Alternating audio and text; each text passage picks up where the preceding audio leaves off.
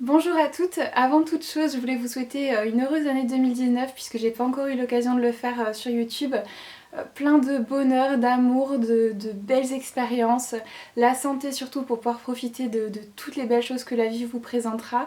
Et puis voilà quoi, que le meilleur. Donc aujourd'hui je vous retrouve pour une vidéo blabla, donc je vais faire que parler et principalement parler de moi. Donc si c'est quelque chose qui n'est pas susceptible de vous intéresser, vous pouvez couper cette vidéo tout de suite. Tous les ans c'est devenu un petit peu une tradition que je vous fasse une vidéo un petit peu de bilan de l'année passée et vous parler un petit peu de mes objectifs pour l'année à venir.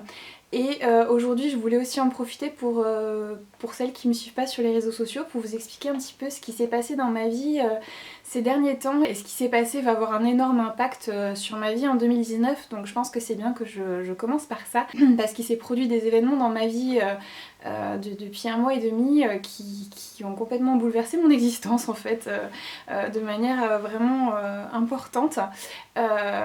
Donc du coup ça change tout pour moi on va dire. On va commencer par le commencement. Le 30 novembre au soir, après le live que j'ai fait sur Instagram, d'ailleurs dans le live je vous ai dit que je me sentais pas bien depuis plusieurs jours, mais c'était juste une fatigue que je ressentais, vraiment une grande fatigue, mais j'avais rien du tout, je commençais juste à tout sauter un petit peu, mais j'avais rien du tout, donc je me disais peut-être que je couvre quelque chose, et je crois l'avoir mentionné plusieurs fois dans le live. Et à la fin du live j'étais complètement vidée de mes forces, je suis partie me coucher tout de suite, et en fait quand je me suis couchée je me suis rendu compte que j'étais vraiment très très chaude, et j'ai pris ma température, j'avais plus de 42 fièvre, donc visiblement je vous ai fait un live sur Instagram avec 42 fièvre sans m'en rendre compte.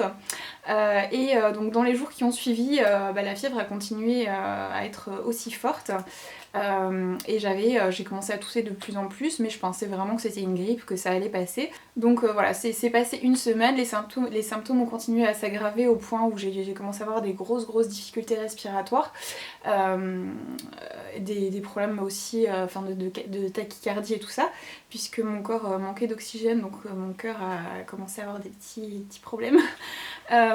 Et j'ai perdu énormément de poids, enfin j'ai perdu 6 kilos en fait, donc sachant que je suis un petit gabarit, c'est vraiment une perte de poids très très importante pour moi. Il me restait plus que, littéralement que la peau et les os. Ma peau elle était toute vide, elle pendait, enfin c'était vraiment horrible. J'étais décharnée, j'avais vraiment plus rien, plus de gras, plus de muscles, plus rien, c'était juste atroce. Et en plus, moi la maigreur c'est un truc qui m'a toujours dégoûtée, donc voilà, me voir comme ça n'a pas été marrant pour moi. Et à l'heure d'aujourd'hui j'ai toujours pas repris la totalité du poids que j'ai perdu, donc voilà, c'est quelque chose sur lequel je suis en train de travailler. Donc tout ça en fait a conduit à un diagnostic qui n'était pas du tout celui que j'imaginais, puisqu'il ne s'agissait pas du tout d'une grippe mais d'une grave pneumopathie, donc j'ai dû être hospitalisée en urgence, j'ai été en soins intensifs et tout ça. Voilà. Donc je suis restée un petit moment à l'hôpital. Donc je suis sortie de l'hôpital heureusement quelques jours avant les fêtes. Donc j'ai quand même pu passer les fêtes avec ma famille, donc malgré tout en bien piteux état parce que je suis sortie de l'hôpital. Certes les signes d'infection dans les prises de sang et tout ça avaient disparu, mais les symptômes étaient toujours là. Mis à part la fièvre que je n'avais plus, le reste des symptômes étaient toujours là. Donc à savoir de grosses difficultés respiratoires, la toux, l'amaigrissement et l'affaiblissement général, je tenais encore difficilement debout. Et voilà, donc ça a été, en toute honnêteté, ça fait que 2 jours que je me sens mieux, donc il m'a fallu encore un petit moment. Donc voilà, tout ça a été un peu compliqué à vivre en toute honnêteté, et comme je vous disais, le fait de me sentir aussi faible, c'est un sentiment qui est très difficile pour moi, qui fait mon possible au quotidien pour rester forte dans toutes circonstances, et là de me sentir diminuée comme ça, on va dire que ça a été vraiment difficile. Voilà du coup pour la première partie et pour les raisons de mon absence depuis tout ce temps. Et puis lundi, donc le 7 janvier, j'étais donc enfin motivée à recommencer à bosser, à m'investir à fond dans les projets, dans la réalisation des objectifs que je m'étais fixés pour 2019 justement. Et en fait, à la fin de la journée de ce lundi 7 janvier, j'ai appris la nouvelle que Stella & Dot quittait le marché européen le 7 avril, puisque visiblement ça fait 2 ans que la marque ne fait plus de profit, en raison de la chute du cours de l'euro et de la livre sterling, puisque tous les achats de matières premières, le paiement des artisans, enfin voilà, les fabrications, tout ça, des bijoux, tout ça c'est des charges qui sont payées donc en dollars, et le fait que le cours de l'euro et de la livre sterling ait chuté par rapport au dollar, ça fait que ça leur a mangé quasiment tout le bénéfice. Et donc l'entreprise a commencé à perdre de l'argent, donc seulement sur le marché européen. Pendant ces 2 dernières années en fait, et du coup là ils ont pris la dure décision de fermer toute la filiale européenne en fait, donc ils quittent le marché européen, voilà, sûrement de manière définitive, puisque je pense qu'ils ne feront pas cette erreur une deuxième fois. Donc en gros, pour résumer, à partir du 7 avril, je serai sans emploi, sachant que j'étais entrepreneur, donc je n'ai absolument pas droit au chômage ni quoi que ce soit, donc ça a été un sacré coup dur.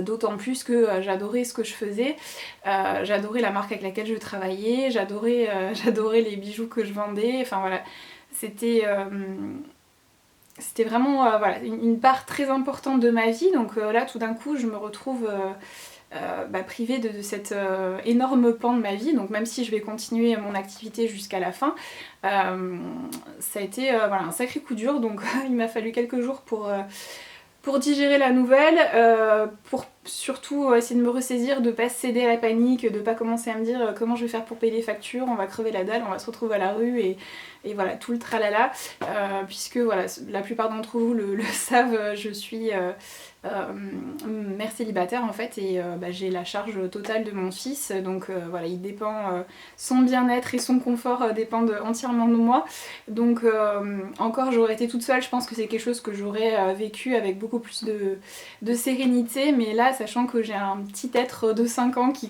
dépend entièrement de moi, voilà, c'est beaucoup plus difficile de pas céder à la peur en fait, tout simplement. Donc j'essaie de me ressaisir voilà, le plus rapidement possible, et puis il faut malheureusement, enfin voilà, il faut continuer à avancer, la vie continue, et puis il y a d'autres, du coup déjà d'autres opportunités qui se sont présentées à moi.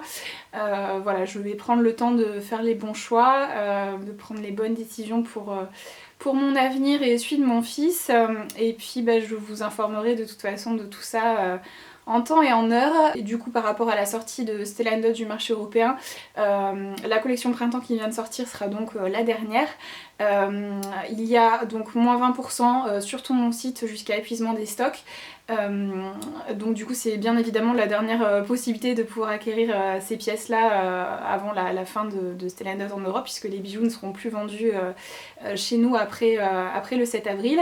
Donc ne tardez pas s'il y avait quelques pièces qui vous faisaient craquer, puisque comme je vous disais les stocks sont limités, et il y aura plus de réassort en fait, c'est terminé, donc je vous invite à aller faire un petit tour sur mon site, je vous mettrai le lien en barre d'infos si vous êtes intéressés. Donc voilà pour le petit aparté par rapport à tout ce qui s'est passé dans ma vie ces dernières semaines. Il y a aussi le fait que je me suis séparée, voilà, donc ça a été un peu beaucoup là en peu de temps. Donc du coup tout ça me fait démarrer mon année 2019 donc privée de ma santé, même si ça va mieux depuis quelques jours, j'ai malgré tout encore 3 kilos à reprendre, je suis encore très fatiguée, enfin voilà, donc ça c'est quelque chose qu'il va falloir que je vais devoir faire passer en priorité. Je me retrouve donc bientôt privée de mon emploi et de mon seul gagne-pain, et je me retrouve aussi du coup célibataire. Donc du coup c'est vrai que ces dernières semaines ont été assez violentes pour moi. J'essaie de rester optimiste, mais c'est vrai que il y a eu des moments où j'ai un petit peu accusé le coup, donc voilà, je ne sais pas ce que 2019 va me réserver. Donc dans un premier temps, en réaction avec notamment la perte de mon emploi, tout ça, j'avais bien évidemment des objectifs qui étaient en rapport avec mon boulot, hein. Donc du coup je me suis dit, j'ai failli jeter ma feuille avec toutes mes objectifs et tout ça pour l'année à la poubelle, en me disant de toute façon ça sert à rien. Et finalement après réflexion, je vais garder les objectifs que je m'étais fixés, je vais rien changer, je vais juste au lieu de prendre l'année dans son intégralité, je vais me fixer des objectifs en fait par trimestre pour une durée en fait à chaque fois par tronçon de 90 jours puisque j'ai lu un bouquin là au mois de janvier qui s'appelle The 12 Hour Week, qui malheureusement n'est pas disponible en français, mais qui justement explique que quand on se fixe des objectifs sur une année, on a tendance à se dire oh bah c'est bon, j'ai le temps, j'ai toute l'année pour concrétiser ça, et au final bah, on arrive à la fin de l'année et on se dit ah mince en fait j'ai rien fait, et puis à la fin de l'année c'est un peu la course contre la montre pour arriver à faire quelque chose de constructif pendant les derniers mois, les dernières semaines de l'année. Voilà, finalement le fait de se fixer des objectifs à plus court terme, ça permet de pas les perdre de vue et voilà, et de mettre peut-être plus facilement aussi en place des actions concrètes pour avancer dans la bonne direction. Du coup c'est ce que je vais faire, comme j'ai pas de visibilité dans l'immédiat, même si maintenant j'en ai un peu plus, mais pour le moment j'ai pas pris de décision irrévocable on va dire. Voilà, je sais que mon boulot avec Stellandot ça se terminera le 7 avril, donc je vais prendre un premier tronçon de l'année et me fixer des objectifs pour ce premier trimestre, et après une fois arrivé à la fin de ce premier trimestre je verrai un peu en fonction de comment les choses se déroulent devant moi et qu'est-ce qui va se passer ensuite, j'aviserai. Après j'ai des objectifs que j'aimerais tenir sur toute l'année, notamment d'un point de vue santé, puisque ça a été ma plus grosse leçon de 2018. Ma santé c'est quelque chose que je néglige depuis pas mal d'années. Honnêtement je me fais toujours passer en tout dernier. Voilà, mon fils c'est vraiment ma priorité. Mon boulot en deuxième, puisque bah, comme je vous disais j'ai l'entière responsabilité du bien-être de mon fils, voilà, je me mets quand même une pression assez importante par rapport à ça, sachant que bah, j'ai pas de salaire fixe, hein, et donc du coup mon salaire est en complète corrélation avec la quantité de travail que je vais accomplir dans le mois. Donc voilà, du coup j'ai vécu beaucoup de stress par rapport à ça, et je me suis mis toujours une pression énorme ces dernières années. Je suis d'une nature à penser énormément. Voilà, je suis, pour information, je suis Gémeaux, donc celles qui sont Gémeaux comprendront. Voilà, j'ai toujours 10 000 idées à la minute qui fusent dans ma tête. Voilà, je pense tout le temps et ça me cause des problèmes de sommeil aussi, enfin notamment d'endormissement, puisqu'une fois que je suis endormie après je dors comme une marmotte, il n'y a pas de problème. Mais du coup voilà, c'est vrai que je me suis retrouvée aussi depuis pas mal de temps à dormir très très peu. Pendant les grosses périodes de stress, notamment là à la fin de l'année, j'ai tendance à manger beaucoup de cochonneries. Alors la base de mon alimentation reste saine, puisque je mange toujours beaucoup de fruits et légumes, tout ça. J'essaie d'éviter le gluten et les produits laitiers. J'essaye, mais à côté de ça je vais me gaver de sucreries, de trucs gras, de choses comme ça. Et pendant les périodes de grand stress et voilà, où je me mets une forte pression aussi, j'avais tendance à boire 1 ou 2 verres de vin, mais de manière régulière le soir en fait, voilà, pour entre guillemets décompresser de ma journée. Et c'est une habitude que personnellement je trouve pas saine, et voilà, que je ne veux plus avoir en fait, tout simplement plus avoir ce réflexe de me servir un verre de vin quand j'ai eu une sale journée. Donc voilà, donc en gros j'ai négligé ma santé. J'ai toujours eu jusqu'alors une santé de fer en fait, j'étais jamais malade, j'avais jamais été malade comme là, j'avais jamais été hospitalisée, enfin voilà, autrement que pour accoucher de mon fils, ou voilà. Donc du coup c'est quelque chose que ma santé c'est quelque chose que j'avais toujours considéré comme acquis. Je me suis toujours considérée comme une personne solide qui pouvait tout encaisser, puisque jusqu'alors il n'y avait rien qui m'avait démontré le contraire. Et au final, ben voilà, il s'est passé ce qui s'est passé. Je me suis rendu compte que j'étais pas surhumaine, que à force de maltraiter mon corps, ma santé, et ben ça avait un prix. Donc ma plus grosse priorité pour l'année 2019, ça va être de corriger ça, de m'imposer des règles strictes notamment par rapport à mon heure de coucher, de lever aussi, par rapport à mon alimentation, ne plus tomber dans ce travers où quand je suis fatiguée ou stressée, je vais manger des cochonneries, alors que c'est justement pendant ces périodes-là que je dois prêter encore davantage d'attention à ce que j'ingère. Par rapport à ma consommation d'alcool, pour être honnête avec vous, même pendant les fêtes, du coup j'ai refusé de boire même une coupe de champagne, donc je pense pas que j'irai dans des extrêmes comme ça. Là c'est juste parce que j'étais encore très malade et je voulais vraiment préserver mon corps de ce genre de substances qui sont nocives, mine de rien. Voilà, je reste une épicurienne, voilà, j'aime le vin et tout ça. Je m'octroierai juste un verre de temps en temps pendant un dîner ou quelque chose. Mais voilà, ce sera tout. Je veux aussi prendre le temps en priorité dans ma journée pour prendre soin de ma santé mentale aussi. Enfin voilà, vraiment prendre le temps de méditer même quelques minutes tous les jours. Puisque là c'est pareil, la méditation c'est quelque chose qui me fait énormément de bien, mais que j'ai tendance à fuir pendant les périodes où justement je me sens pas bien, parce que j'ai peur de me retrouver seule avec moi-même. Je préfère m'occuper l'esprit et les mains avec mille choses plutôt que de revenir à moi en fait, alors que c'est justement dans ces moments-là où j'aurais besoin de pratiquer ce genre de discipline.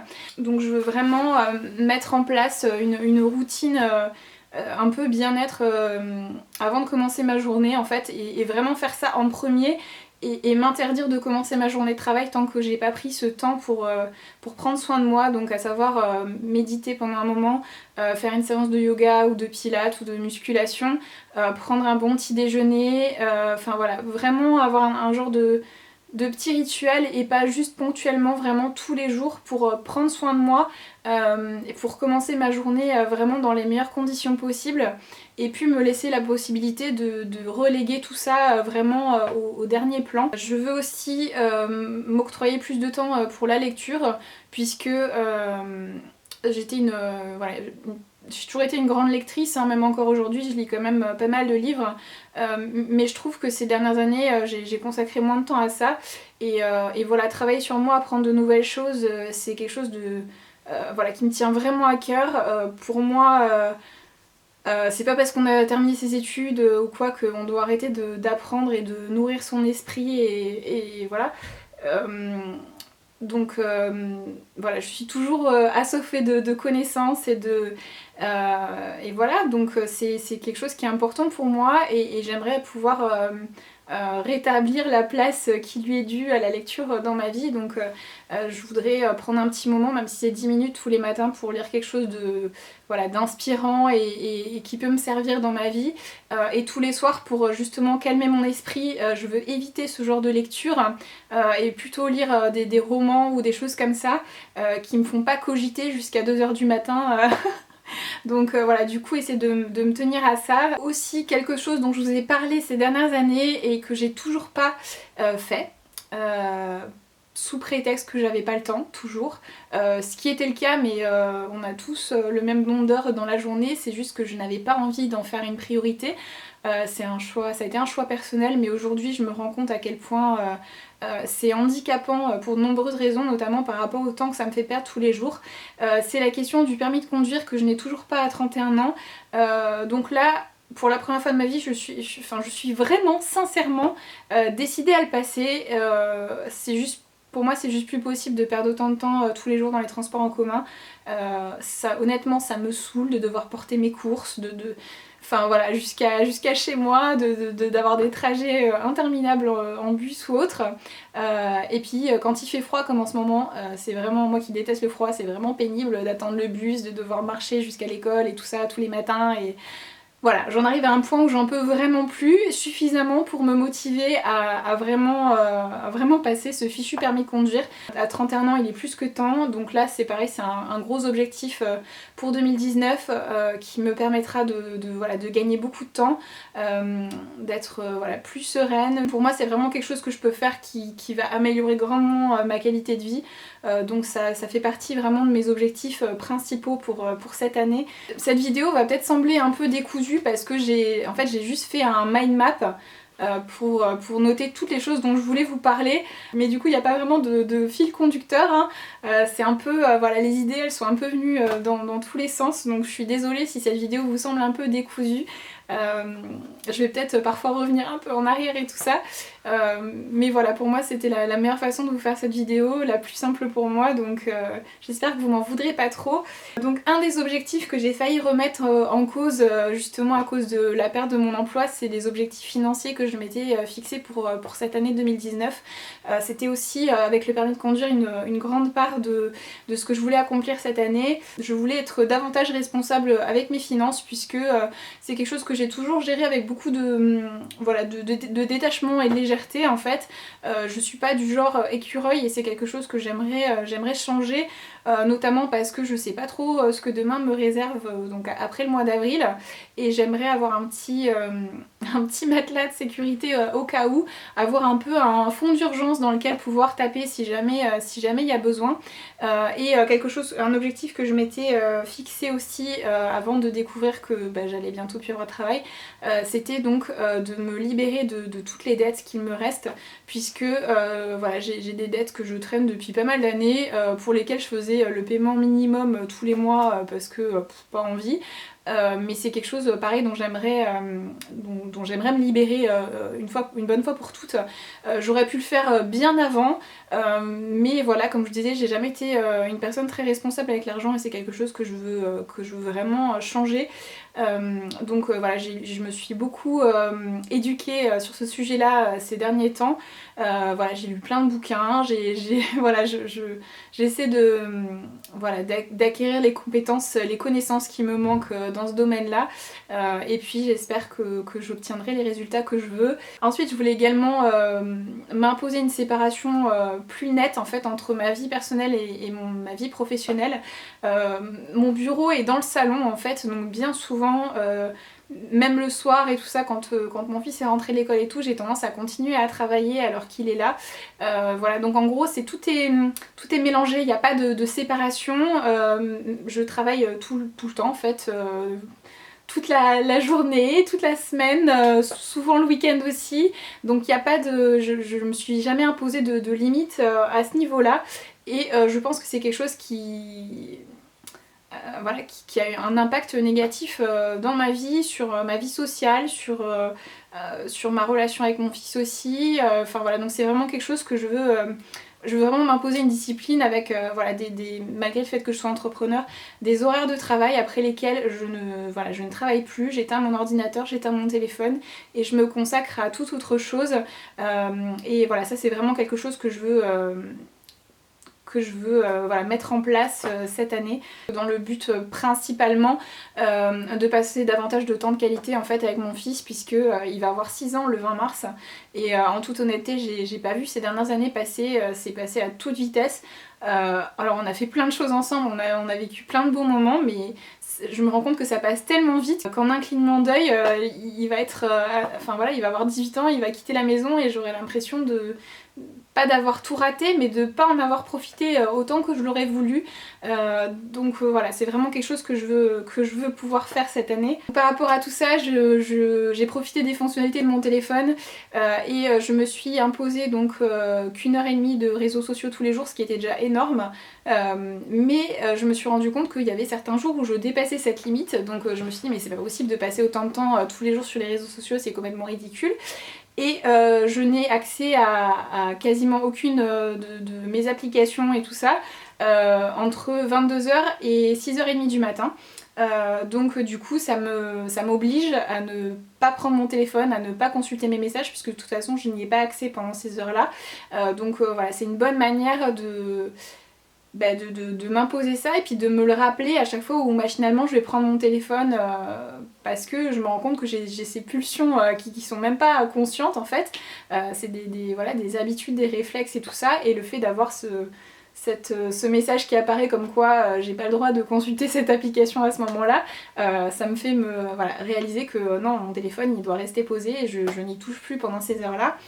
Et c'est pareil, mon ordinateur est toujours allumé voilà, je veux m'imposer le fait que une fois que mon fils est rentré de l'école, j'ai éteint mon ordinateur et je le rallume plus jusqu'au lendemain après ma routine matinale dont je vous ai parlé un peu plus tôt dans cette vidéo. Je vais essayer de développer plein de stratégies en fait pour vraiment me tenir à ces habitudes. Il y avait aussi d'un point de vue professionnel pareil, de développer des stratégies pour gagner du temps, donc voilà, c'était par exemple préparer des emails déjà tout faits pour différentes situations, filmer des vidéos de formation pour mes nouvelles stylistes pour pas toujours avoir à répéter les mêmes choses et tout ça. Donc ça du coup c'est des choses qui ne sont plus nécessaires puisque je vais devoir changer d'emploi. Mais qui seront peut-être aussi éventuellement applicables dans ma prochaine activité, donc c'est des objectifs que je vais garder de côté, voilà, de vraiment automatiser le maximum de tâches dans mon emploi pour éviter la répétition et perdre du temps, voilà, toujours faire les mêmes choses encore et encore et voilà, essayer vraiment de gagner du temps. Et autre chose que je voulais faire aussi dans le cadre de mon travail ou même de ma vie quotidienne pour gagner du temps, c'est de regrouper les actions similaires ensemble. C'est un peu le concept du travail à la chaîne dans les usines d'ailleurs.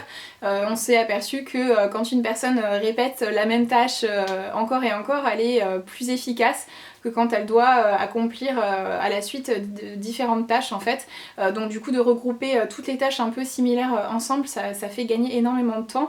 Notamment par exemple bon, je vais prendre un exemple tout bête, hein, mais par exemple la vidéo que je suis en train de filmer maintenant, j'ai dû sortir tout mon équipement etc. puisque je n'ai pas l'espace nécessaire pour le laisser sorti tout le temps. Donc ça m'a pris un moment, mais du coup je peux profiter du fait que tout soit installé pour filmer plusieurs vidéos à la suite.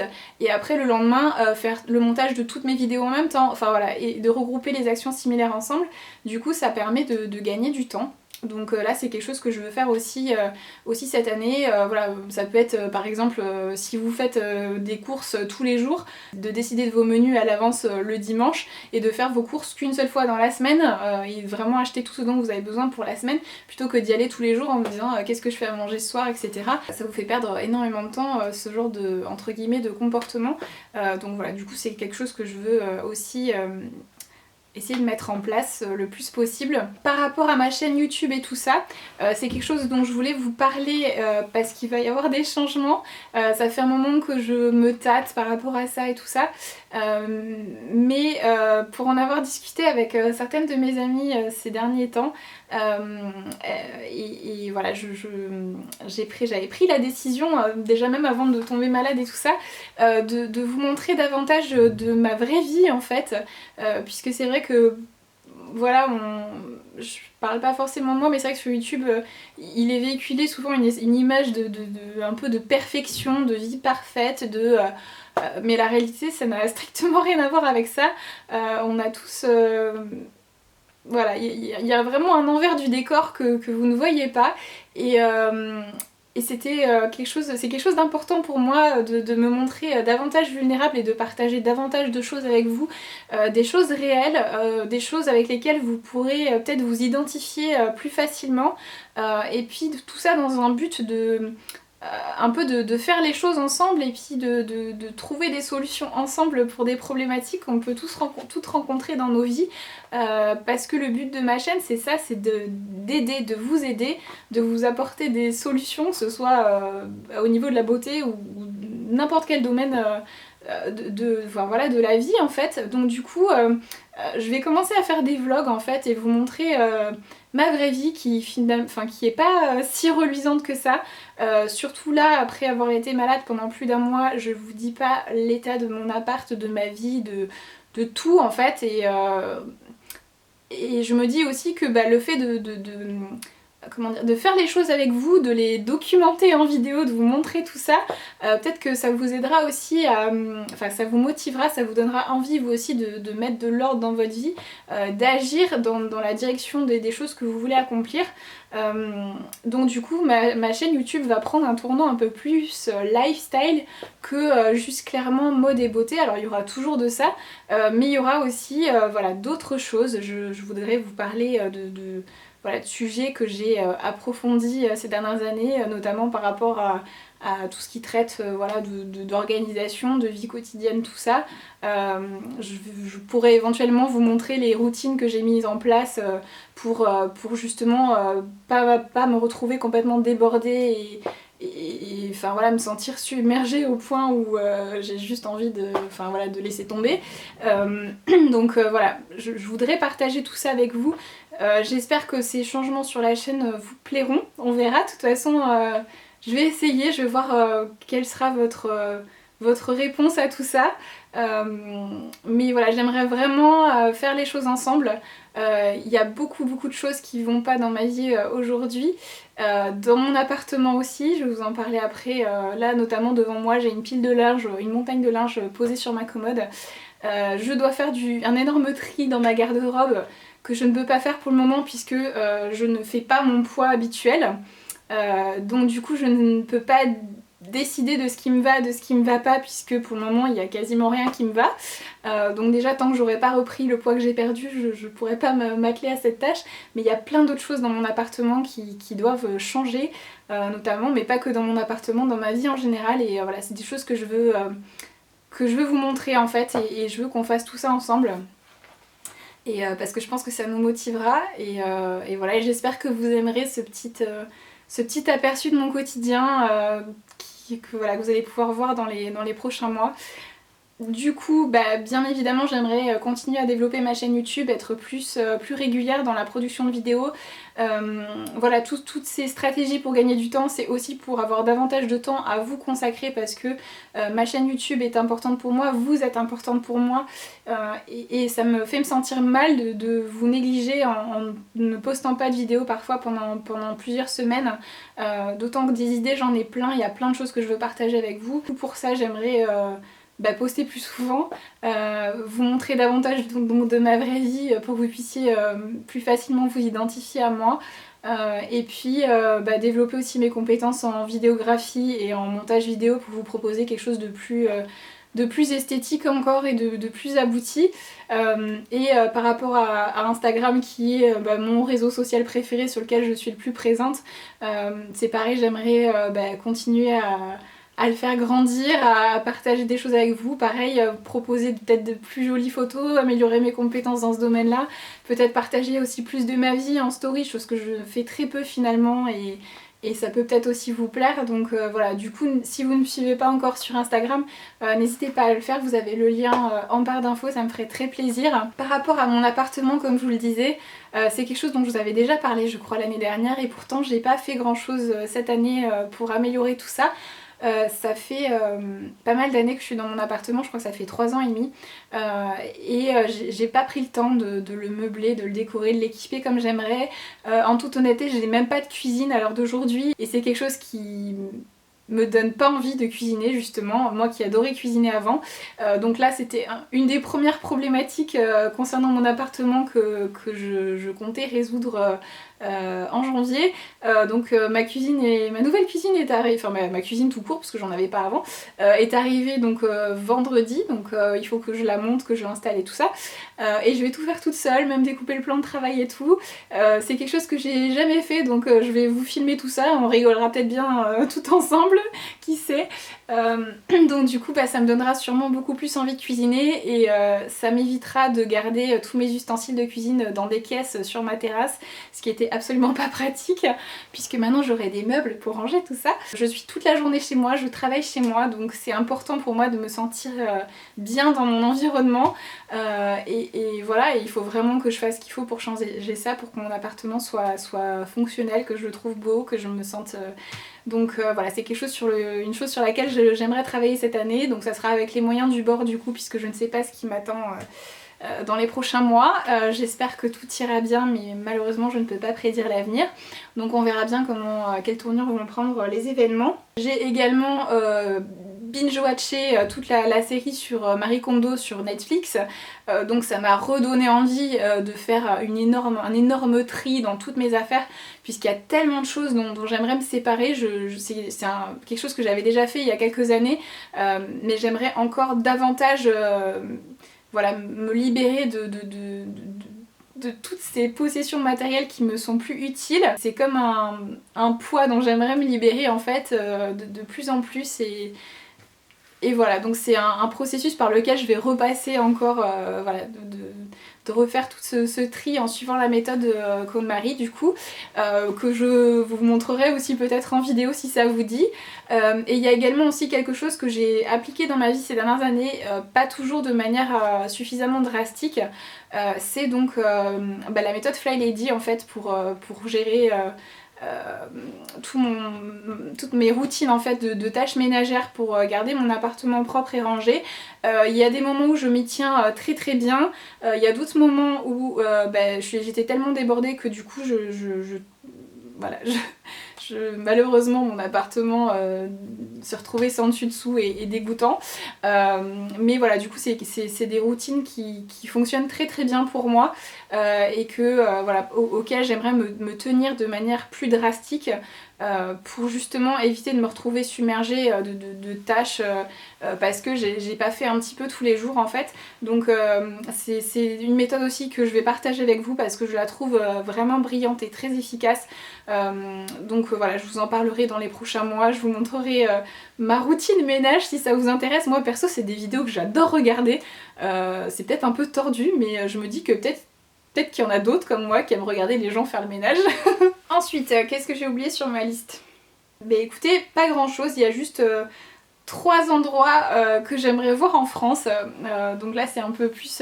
Enfin honnêtement cette année j'ai pas envie de voyager dans d'autres pays ou quoi que ce soit. Alors après si des occasions se présentent je serais ravie de le faire bien sûr, mais on a tellement de belles choses à voir en France que je trouve dommage aussi de pas prendre le temps d'un week-end par-ci par-là pour explorer un peu de notre beau pays. Donc du coup cette année il y a 3 endroits où j'aimerais aller en France.